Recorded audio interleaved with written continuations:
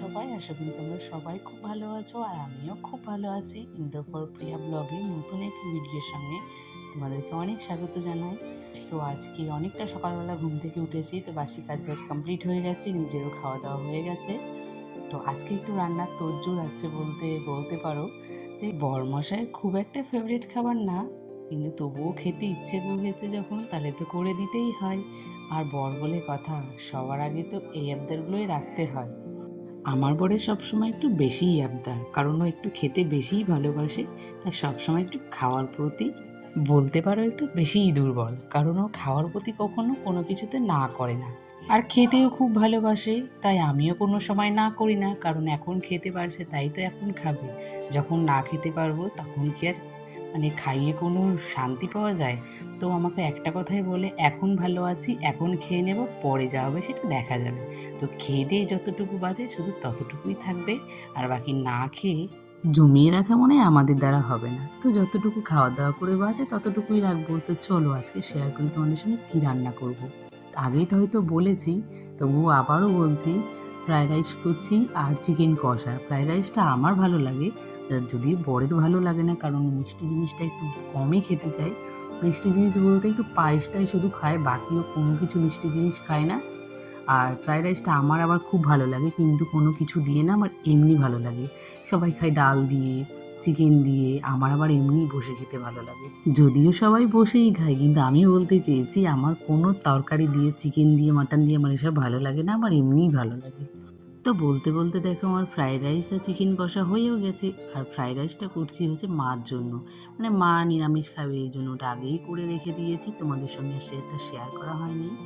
তো এইসব রান্নাবান্না করতে একটু অনেকটা সময় লাগে, তাই দেখো আমার প্রায় 10টা পার হয়ে গেছে। তো বরেরও অফিস যাওয়ার সময় হয়ে গেছে, তো ভাবলাম যে চলো একসঙ্গেই আগে টিফিনটা ওকে গুছিয়ে দিয়ে দিই, তারপরে পরের কাজগুলো করব।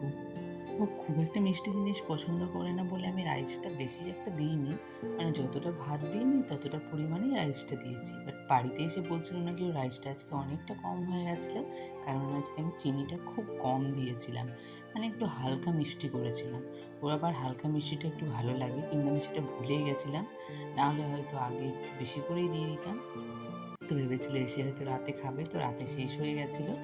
খুব একটা বেশি করিনি, যেহেতু বাবা খায় না, মা আমি আর ওর 3 জনের জন্য করেছিলাম। টিফিনটা ওকে দিয়ে দিলাম, তারপরে দেখো ওকে আবার ভাত দিয়ে দিয়েছি, যেহেতু ভাতটা খেয়ে দেবে। আর কুমড়ো শাকটা কোথায় পেয়েছি? কুমড়ো শাকটা মা করেছে, যেহেতু মা তো চিকেন খায় না, কিন্তু মা কুমড়োর শাকটাই শুধু করেছে, আর আমাদের তো চিকেনটাই হয়ে যায়। তো মা কুমড়ো শাকটা করেছে, তো আমরা একটু নিয়েছিলাম, তো সেই দিয়ে আজকে আমাদের খাওয়া দাওয়া হয়ে গেছে।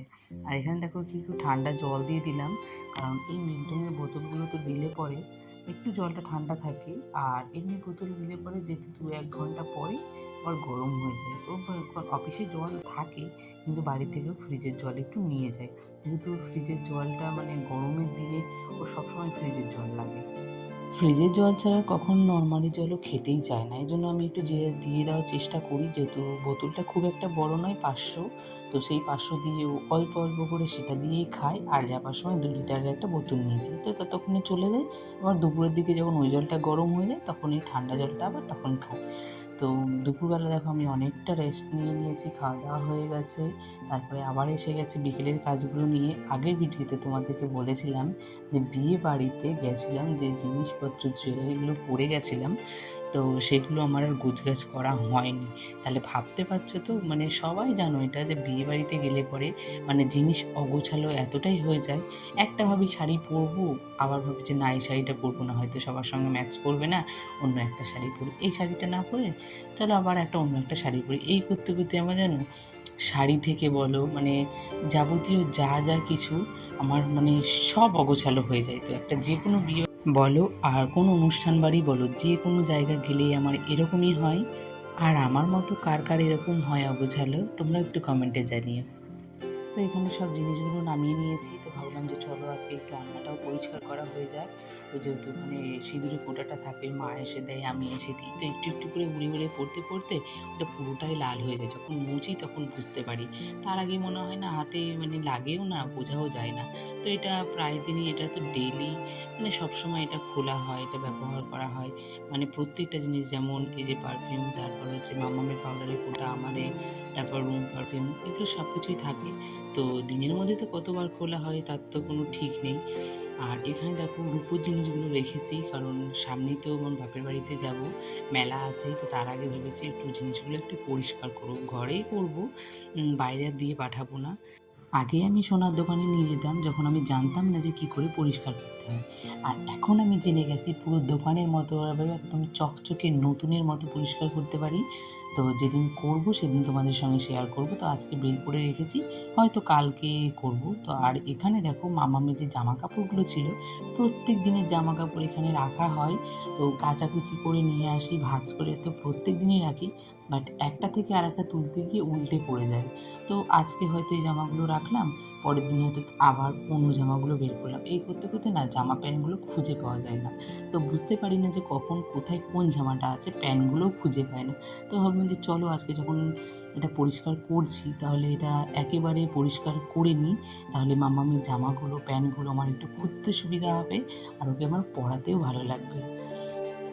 আর এখানে দেখো একটা বেড কভার সবসময় বিছানায় থাকে, যেহেতু রাতের বেলায় কুলারটা চললে একটু ঠান্ডা লেগে যায়, তো ভোরবেলার দিকে একটু গায়ে দিতে হয়, তো এই জন্য সবসময় বিছানার চাদরটা থাকে মানে মাথার কাছে, ওটা রেখেই দিই। তো এটা এখনও নতুন, এখনও এই বিছানার চাদরটা এখনও পাতিনি, তবে ইচ্ছে আছে যে নতুন একটা নেব, তারপরে এটা পাতবো। আর আমার তো এখন বিছানার চাদর বলতে পারো একটাই আছে, তো যেটা আমি রোদে ধরো কেচে দিলেই সেই এত রোদ যে 10-15 মিনিট, খুব গেলে আধা ঘন্টার মধ্যেই শুকিয়ে যায়।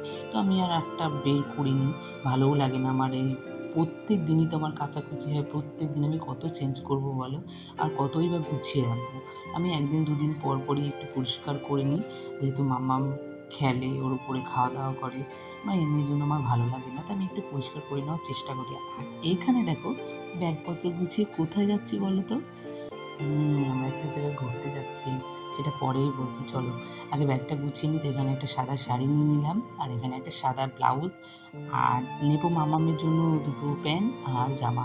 তো এই নিয়ে যাব, হালকা পাতলা ব্যাগ নিয়ে যাচ্ছি। কোথায় যাব জানো তো? তো চলো সেটা পরের ব্লগে না হয় বলবো। তো চলো আজকের মতো ভিডিওটা আমি এখানে এন্ড করছি। ভালো লাগলে প্লিজ একটা লাইক করো, কমেন্ট করো, আর আমার চ্যানেলে কোনো নতুন বন্ধু এসে থাকলে চ্যানেলটা সাবস্ক্রাইব করে দিও। Tata, good night.